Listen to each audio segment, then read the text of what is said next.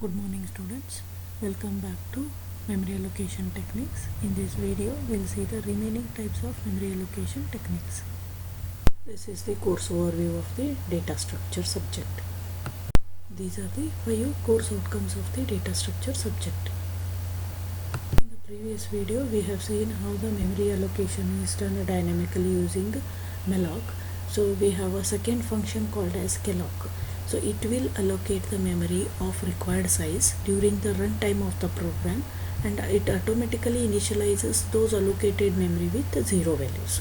The syntax for calloc is p equal to data type calloc, and we are passing two parameters here, n into size of data type, where p is the pointer variable of any data type. Data type can be any basic data type such as int, float, character and the double. N is the number of bytes to be required. This function returns a starting address of the allocated memory space, initializes all the memory spaces allocated with the 0 value if the memory is allocated. Otherwise it returns a null pointer.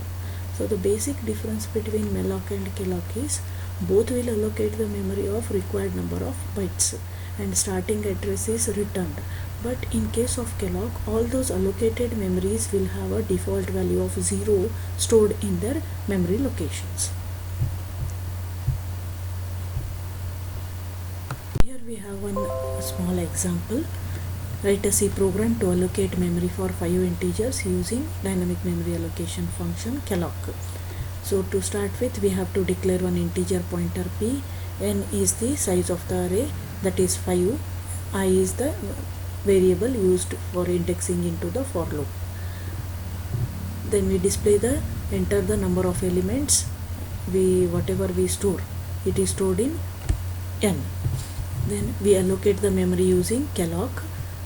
So n value is 5 here, size of int is 2 into 5, 10 bytes are searched by this calloc function in the main memory.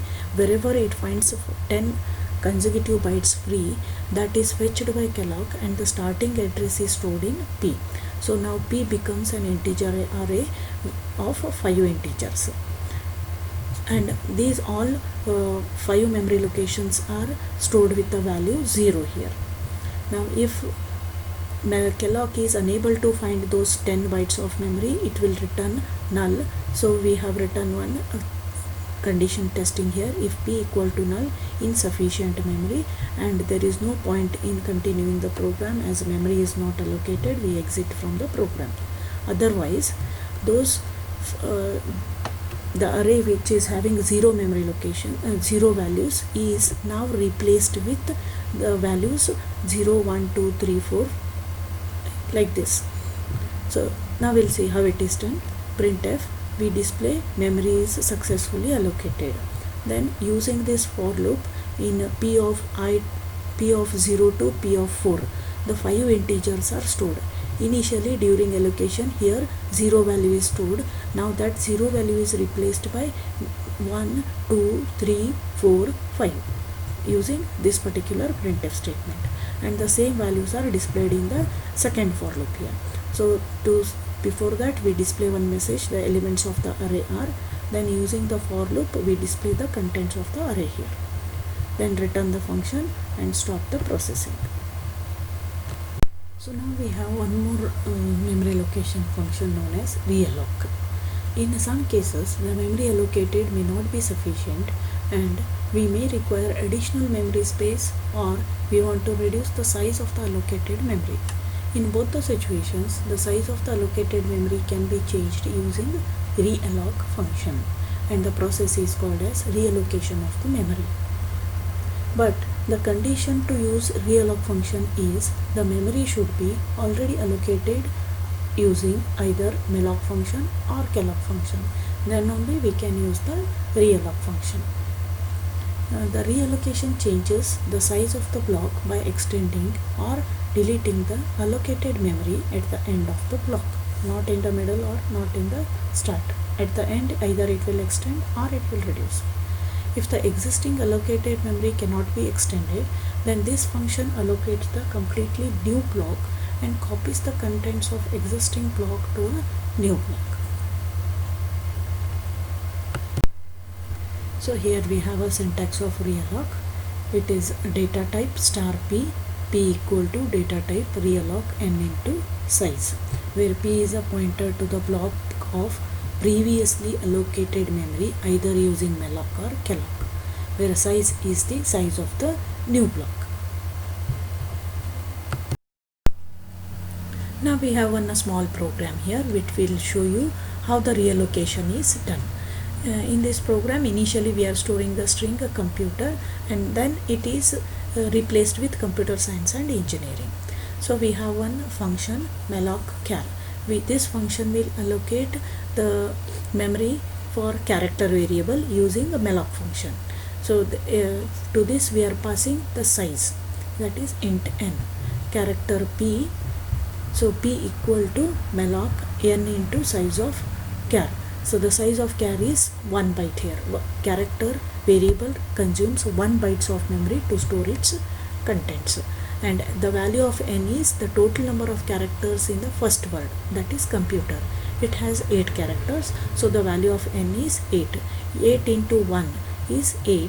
Total 8 contiguous memory locations are searched by malloc in the main memory. So wherever it finds, the starting address is stored in p. So here we are declaring it as character pointer p because malloc will return the memory address, and memory address can be stored only in the pointer variable, not in normal variables. So we need character star p here. Then we have one conditional testing here. If p equal to none, we are displaying the error message insufficient memory. This is when malloc is unable to fetch 8 consecutive memory locations from the main memory, then it will return the null pointer. To check whether the memory is allocated successfully or not, we have written this code. That is, if p equal to none, we declare the error message, display the error message insufficient memory, and we stop the program using exit 0. Okay. Otherwise the memory is allocated here. Now we are using this function in the main. So in the main we have one character array s. In the s we are calling the function malloc_char of 8 because first we want to store the word computer. Okay, it has 8 characters. So here the memory is allocated, there we are storing the computer. Now instead of computer we want to store what? Computer science and engineering, which is of 32 characters. So now for the same variable we want to extend the memory. So in such cases the realloc function can be used.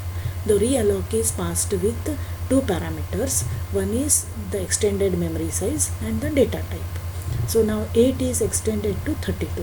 Why 32? Because in computer science and engineering there are 32 characters. So we pass 32 and char. So realloc will fetch 32 consecutive memory locations, or it will extend that 8 memory locations to 32 memory location, and the starting address is returned in s. Okay. Now in that s, it should be star s here. Star s equal to, we are storing computer science and engineering. So in that extended memory, instead of computer we are storing computer science and engineering. So this is how a reallocation can be done for the same variable by extending the memory using realloc function. That is, 8 blocks are extended to 32 blocks.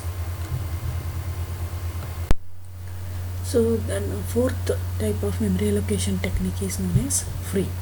So this function is used to deallocate the memory which is allocated using any one of the memory allocation functions like malloc, calloc or realloc. That is, whenever you use the allocate the memory using either malloc, calloc or realloc, you have to use free at the end of the program. So it is the responsibility of the programmer to deallocate the memory wherever it is not required by the program, and to further initialize the pointer variable to null. So the syntax for free is free variable name equal to null. So this variable should have been allocated the memory using malloc, calloc or realloc. Then only we can use it in free.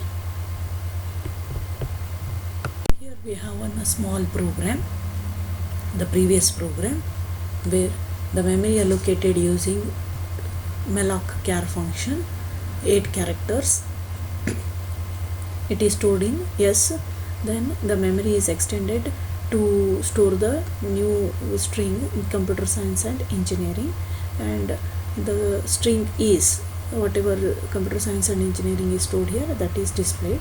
Then pointer variable is S here, and this is allocated the memory using malloc-char function. So the memory for this is deallocated when it is not required. When it is not required, when you come to end of the program. So before closing the bracket, we have to write free S.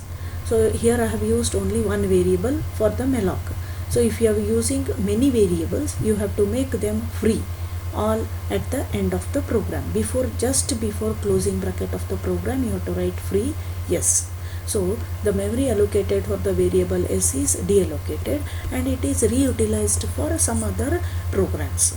So this is the best technique for memory management. So it is the responsibility of the programmer to use the free function at the end of the program just before closing the function main. Thank you students for patient listening. This is very important topic in computer science profession. So listen it carefully. If you have any doubts, you can contact me.